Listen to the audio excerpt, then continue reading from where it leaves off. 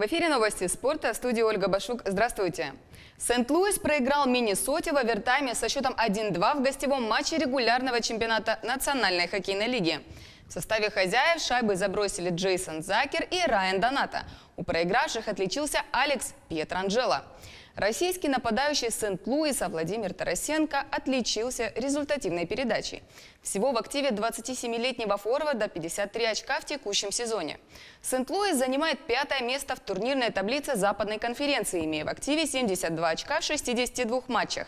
Миннесота, имея 66 очков, располагается на 8-й строчке. В следующем матче Сент-Луис 27 февраля дома сыграет с Нэшвиллом. Миннесота в этот же день встретится на выезде с Виннипегом. Бегуны из 24 стран примут участие в 15-м Байкальском ледовом марафоне за сохранение чистых вод, который состоится 2 марта. На старт выйдут 130 участников, сообщил директор забега Алексей Никифоров. На старт допущено только 130 квалифицированных бегунов, хотя заявок было получено в 3,5 раза больше. Оргкомитет сознательно оставил лимит участников таким, какой был в прошлом году, так как опыт штормовых условий показал, что с задачей массовой и безопасной эвакуации бегунов и волонтеров могли бы и не справиться, будь участников больше, сказал Никифоров. Бегуны стартуют в поселке Листвянка на западном берегу Байкала и финишируют на восточном побережье. Они будут преодолевать дистанции по льду Байкала на 42 километра и 21 километр. Организаторы отмечают, что толщина льда в зоне забега сейчас составляет почти 70 сантиметров и является безопасной.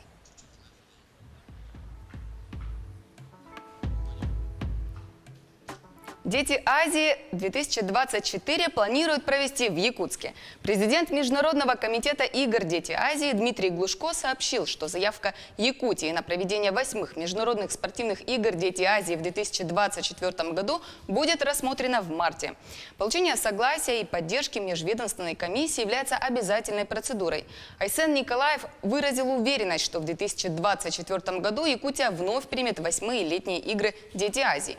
Несмотря на то, что до 2024 года остается еще 5 лет, и вопрос кажется далеким, мы уже сейчас должны начать подготовительную работу, запланировать объем необходимых мероприятий для того, чтобы провести игры на высоком уровне, подчеркнул глава региона.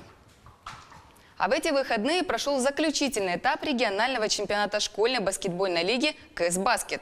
Звания сильнейших оспаривали 6 команд из Якутска, Алдана, Мирного, поселка Жатай, Намского и Татинского улусов. За чемпионатом наблюдала Саргылана Федорова.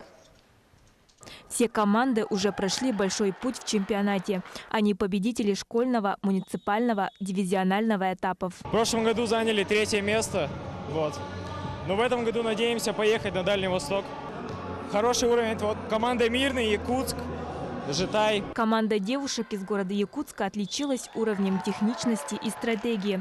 Это баскетболистки школы номер 30. Девушки вырвали победу у команды Хангаласского улуса и получили путевку на Дальний Восток. Игра прошла напряженно. Мы поначалу проигрывали, отставали, волновались и думали, что уже все. Но в итоге мы собрались силами и начали играть достойно. Сейчас в Хабаровск у нас есть полторы недели, чтобы подготовиться. Хорошую игру показала и команда из Татинского улуса. В упорной борьбе среди юношей они вышли на 3-е место. Среди девушек на 1 очко победу вырвала команда Жатая у ребят из Алданского района. И тоже оказалась на 3-й ступени пьедестала. Участников очень много, КС-Баскет развивается. Вообще в сезоне в этом году было заявлено по республике 36 школ. Чемпионат школьной баскетбольной лиги КС-Баскет – масштабный социальный проект, который проводится на всей территории России уже 12-й раз. Проект направлен на развитие массового спорта и воспитание здорового поколения. Победители регионального этапа поедут на чемпионат Дальнего Востока, который пройдет в марте в Хабаровске. Саргылана Федорова, Джолустан Иннокентьев, Якутск. А это были новости спорта. Всего доброго!